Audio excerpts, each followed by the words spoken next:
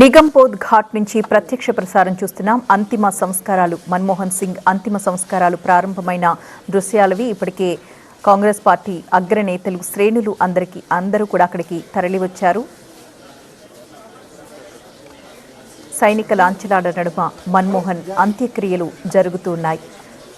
ఈ అంత్యక్రియలకు రాష్ట్రపతి, ఉపరాష్ట్రపతి, ప్రధాని మోదీ కూడా హాజరయ్యారు. నిగంబోధ్ ఘాట్కి రాహుల్, ప్రియాంక, రేవంత్ చేరుకున్నారు. అలాగే ఆయన అంతిమ యాత్రలో పాల్గొంటూ నిగంబోధ్ ఘాట్కి రావడం మనం చూసాం. ఏఐసిసి కార్యాలయం నుంచి నిగంబోధ్ ఘాట్ వరకు అంతిమ యాత్ర సాగింది. ప్రస్తుతం అంతిమ సంస్కారాలు జరుగుతున్న దృశ్యాలవి. నిగంబోధ్ ఘాట్ నుంచి ప్రత్యక్ష ప్రసారం మనం చూస్తున్నాం.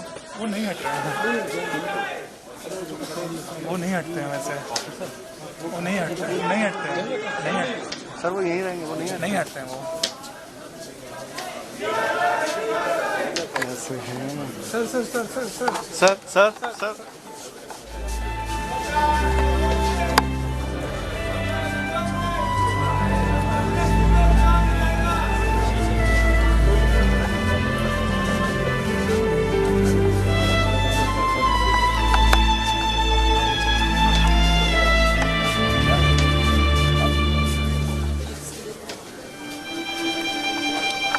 మాజీ ప్రధాని మన్మోహన్ సింగ్ కు యావత్ దేశం అంతిమ వీడ్కోలు పలుకుతోంది.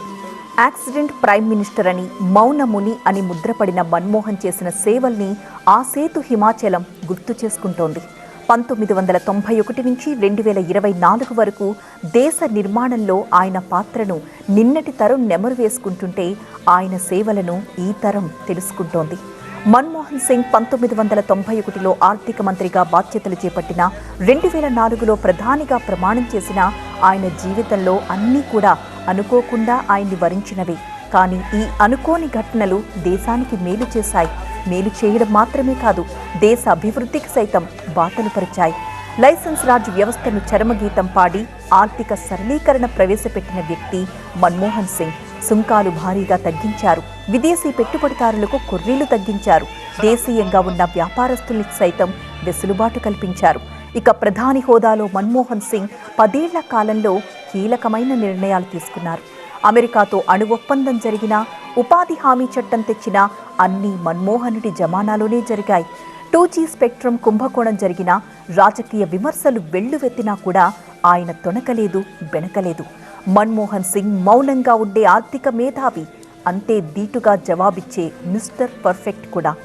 ఆర్థిక మంత్రిగా మన్మోహన్ ఫస్ట్ స్పీచ్ నుంచి ప్రధానిగా చివరి స్పీచ్ వరకు మన్మోహన్లో ఇదే ధోరణి కనిపించింది.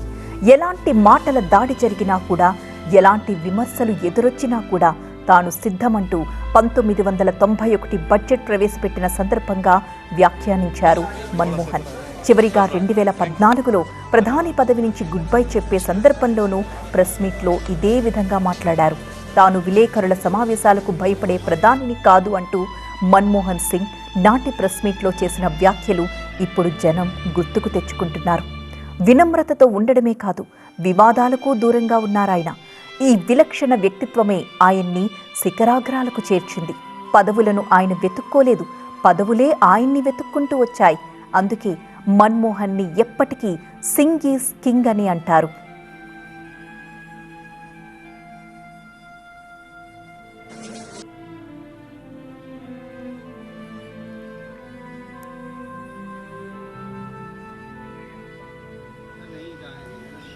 మరి కాసేపట్లో అధికారిక లాంఛనాలతో అంతిమ సంస్కారాలు పూర్తి కాబోతున్నాయి. నిగంబోధ్ ఘాట్కి రాష్ట్రపతి, ఉపరాష్ట్రపతి, ప్రధాని, కాంగ్రెస్ అగ్రనేతలంతా అక్కడికి చేరుకుని అంతిమ సంస్కారాల్లో పాల్గొంటున్న దృశ్యాల్ని మనం చూడొచ్చు.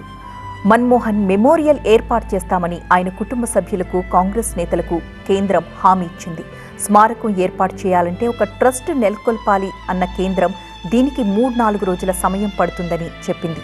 అంతకుముందు ఏఐసిసి ఆఫీస్ నుంచి నిగంబోధ్ ఘాట్ వరకు మన్మోహన్ అంతిమ యాత్ర కొనసాగింది.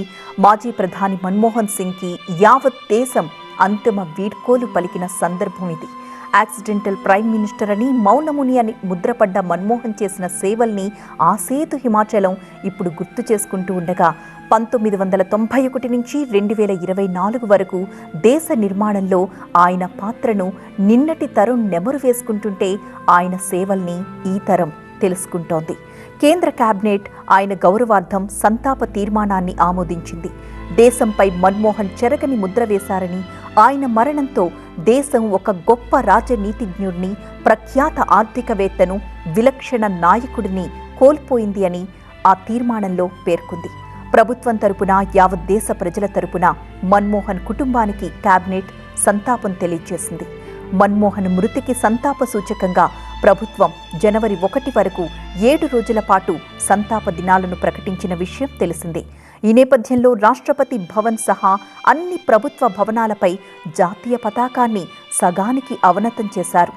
ఆయన అంత్యక్రియల సందర్భంగా కేంద్ర ప్రభుత్వ కార్యాలయాలు, కేంద్ర ప్రభుత్వ అధీనంలో ఉన్న ప్రభుత్వ రంగ సంస్థల కార్యాలయాలకు కూడా సెలవులు ప్రకటించారు.